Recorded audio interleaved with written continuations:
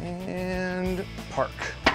Perfect. Howdy guys, I'm AutoEdits Jason, and today we're gonna rotate the tires in the Tahoe, and I'm gonna show off this unique looking new jack I just picked up from Vevor. This is a pneumatic air jack, so it's basically full-sized heavy-duty truck airbags set up in a platform that's really convenient for people with uneven surfaces or things that are kind of like hard to reach, or sometimes when you just need a quick up, this thing is gonna do that.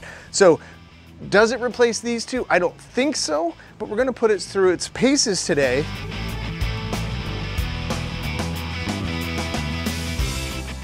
So this particular unit is the 11,000 pound. This is the 5-ton jack, their heaviest duty jack from this website. I'll put a link in the description to this thing. We're gonna put it to use today and we'll see if it passes the test. I'm not gonna lie, we're gonna actually have a good old fashioned jack off. Wait.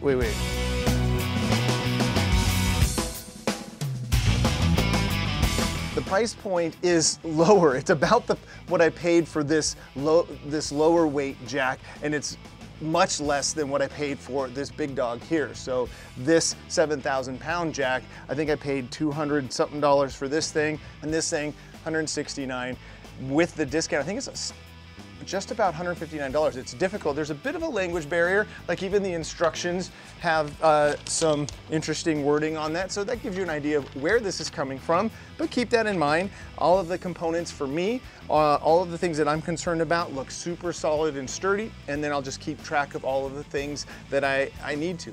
So my go-to jacks are a 7,000 pound heavy duty one here for all the heavy lifting. I have a low profile, kind of what Harbor Freight calls their racing jack, which is a 3,000 pound, which is the 1.5 ton. So you have the 3.5 ton, 1.5 ton. Now this thing right here is rated at 11,000 pounds. So it's a 5-ton jack. So it actually offers me more just straight up grunt than that one. Now, the part that I'm concerned about, and then we'll find out together, is the stability of this thing. I don't think it's gonna be good in all situations, like especially if times when I'm cycling suspension and there's gonna be any movement. These jacks with the wheels that give you that little bit of linear movement might be better for things like that, but for just straight up lifting, like what we're about to do on the Tahoe, and I'm actually thinking if this one's low enough, it may be really helpful on lower cars, like passenger cars, the Corvette. When I do some services on that, it'll probably be really convenient because this thing right here, you don't have to have this handle back here. And if you noticed, sometimes you have that, you don't have that reach, or you have to do this a million times to get any lift out of your jack. So that's where this could come into play and be really handy. So we're gonna find out. So basically what you have here is you have a steel plate here, you have a couple of wheels here at the end that you tilt up on end and you move it around, and it's pretty intuitive to use. So one of the things to pay attention to when you're setting this thing up is when it's very simple press fitting here for the tube, and then you have your release valve, your fill valve, and the emergency vent right here. Now the jack comes with a fitting already on it. It's a V style or an industrial style fitting. I prefer the automotive fittings that have a slightly larger flange there. I find I get less leaks with those, but you just get a universal coupler here, and that's what I have here at the house, and so that works on both. So if my tools have both, I have both. So you just literally plug that in.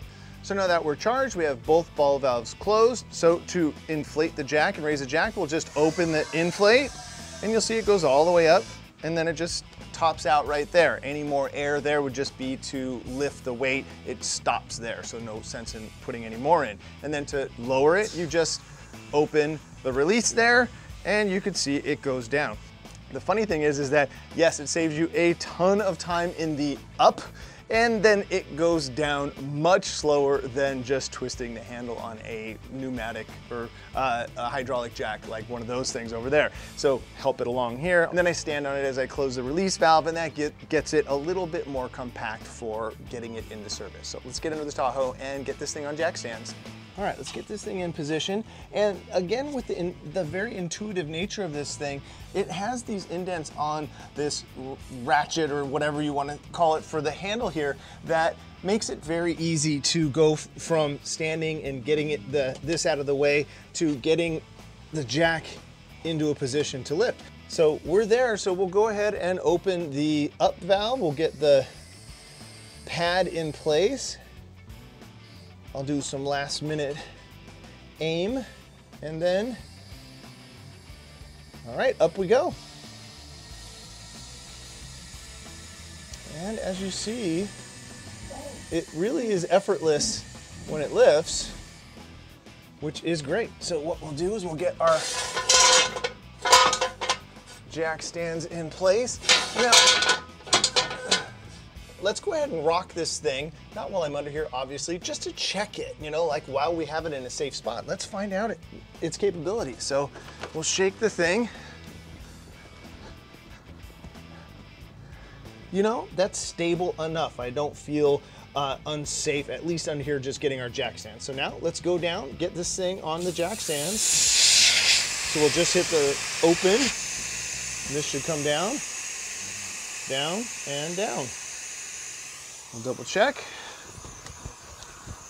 There you go. And now you can see what I'm talking about, how this is open all the way and it's just slowly coming down. I still can't get this thing out yet because it's releasing. And if there's any bind on that thing, I find that that slows it down even more. And there you go. You can see it's now starting to release and go down. All right, let's get the front of this thing in the air. All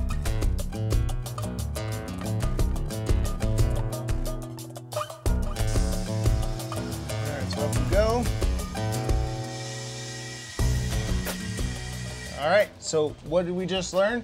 That the bag doesn't go high enough to get this off the ground, and I did find that out on the Jeep, that the axle tubes are just high enough. So that means we need to get a block to get us a little bit of extra height. But I needed this with my other jacks as well. So the 15-inch, I think, height, maximum height on this is just not quite enough. So you still need a block, but I used the block with my other jacks anyway. But it's worth trying. We're doing this for science. All right, so we'll put our block in here like I would normally use. Get us centered up right. And let's go up.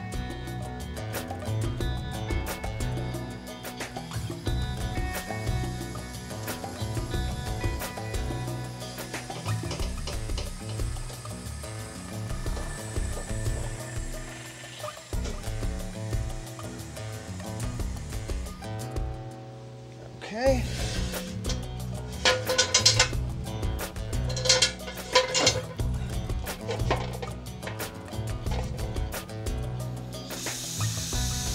There we go.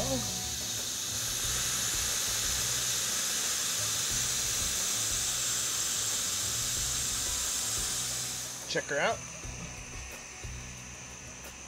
While it goes down, we'll just give a quick shake here. Make sure that we're pretty stable, and we are. So there we go. It actually does take less time to use this jack. In this particular instance, it's very similar process as the other jack. You know, I think when we get onto the Corvette and some of the other projects in the Jeep, it'll be interesting to see how to implement this thing. But I really do like it, just not having to do all of this in a tight spot. Like right here in the front of the garage for me is a tight spot where the handle does get in the way. All right, so let's get this tire rotation done and get this thing back on the ground. All right, now I've done the video on how to do a tire rotation on your 4x4 on the Jeep. I'll put a link to that in the description as well. But since the Tahoe doesn't have a spare tire rotating in, it's super straightforward. Back tires go straight forward. So this goes right to the front there, and the front tires cross over to the back. So that tire will go to the back side on that side. Forward ho.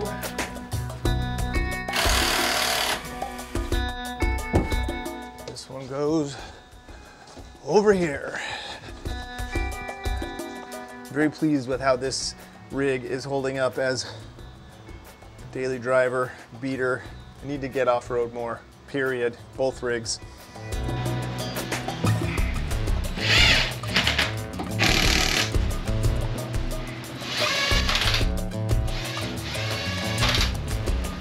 GoPro turned off.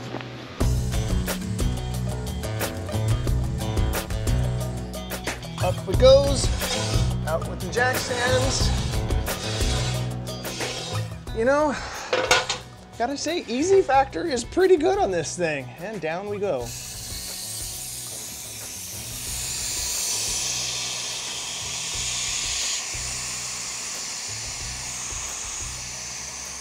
Yeah, pretty smooth. I'm really liking it for stuff like this. I have some big stuff coming up to do on the Jeep, and I think it's gonna come in handy for that. All right, out. Let's go get the back on the ground. We won't need this back there. Off we go. All right, in we go. And get it lined up right. And up. Now I find it's important, more important than normal, to chalk your tires so that you don't incur any of, since you don't have that lateral strength that the lifting body on the pneumatic jacks have, or the hydraulic jacks have. So chalk like the front tires, chalk the front tires. Up we go.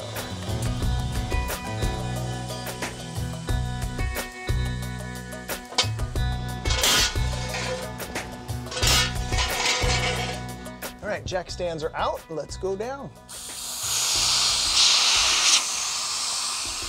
Just keep an eye open for things, but there we go. Down it goes. Okay, fun factor for sure. It's unique. It's unnerving to get used to some of that stuff, but you can tell that just that little bit, even with the wheel chalk, it moved, it kind of loaded up the jack a little bit, but you can see it still operated fine. So I think that you have to just be a little bit more aware.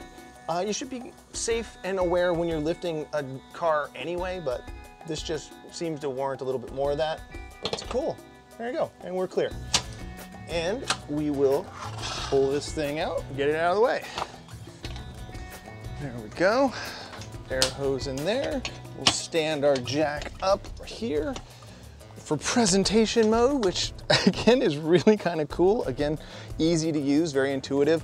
I really like the thing. So there's a little bit of routine maintenance for you, a little product feature for you. Thank you guys so much for watching. I appreciate every single one of you. Make sure that you're subscribed, hit that notification bell. I still have some of the Durnet gloves to give away. And until next time, enjoy your drive. Yeah, all right, a little maintenance done and off we go. Boom. Doo, doo, doo, doo, doo.